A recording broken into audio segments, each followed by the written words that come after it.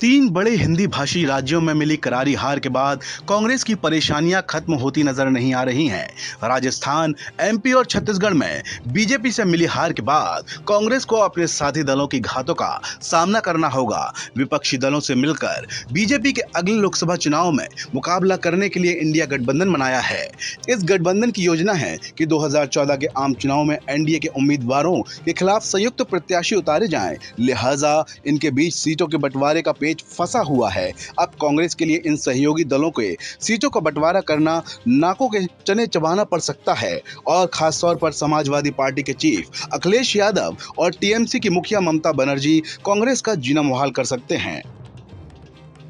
अब यूपी में इंडिया गठबंधन में अखिलेश जब सीट बंटवारा करेंगे, कांग्रेस के हालिया प्रदर्शन को भी सामने रखेंगे। मध्य प्रदेश में बुरी तरह हारने व राजस्थान और छत्तीसगढ़ में सत्ता गंवा देने से कांग्रेस के लिए इंडिया गठबंधन में माहौल भी बदला हुआ दिखेगा।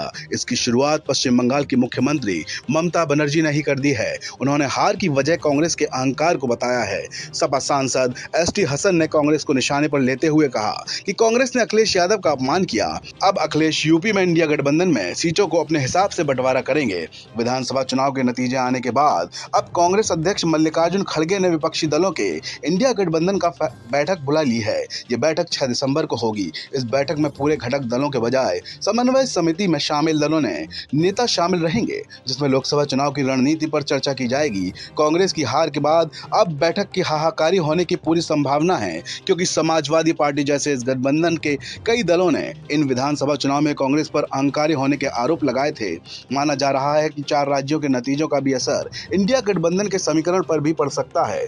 दरअसल सीट बंटवारे को लेकर इंडिया गठबंधन में भी तालमेल नहीं बैठ पा रहा है। विधानसभा चुनाव से पहले ही समाजवादी पार्टी, तृणमूल कांग्रेस और आम आदमी पार्टी सीटों के बंटवारे को लेकर बात करना चाह रही थी, लेकिन उस समय कांग्रेस ने विधानसभा चुनाव का हवाला देकर बात टाल दी। उधर बिहार के मुख्यमंत्री नीतीश कुमार भी इंडिया गठबंधन में 2024 के एजेंडे पर कांग्रेस के हल्के रुख पर सवाल उठा रहे थे।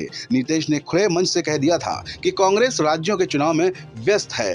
दरअसल इंडिया गठबंधन में दरार की आगाज काफी पहले हो चुकी थी। इंडिया गठबंधन की बैठक में तय हुआ था कि भोपाल में गठबंधन के नेताओं की संयुक्त रैली आयोजित की जाए, लेकिन उस पर मध्य प्रदेश में कांग्रेस नेता कमलनाथ ने ऐतराज कर रैली रद्द करवा दी थी। उनका कहना था कि वो इंडिया गठबंधन की कोई भी रैली विधानसभा चुनाव के बाद ही होगी। इससे भी कांग्रेस के सहयोगी दलों से दूरी बढ़ी। मध्य प्रदेश में आम आदमी पार्टी, बसपा और सपा से अलग अलग चुनाव लड़े। कांग्रेस तो बुरी तरह हारी। सपा का प्रदर्शन तो और भी खराब रहा। उसे एक भी सीट नहीं मिली, उसे आधा प्रतिशत वोट भी नहीं मिला।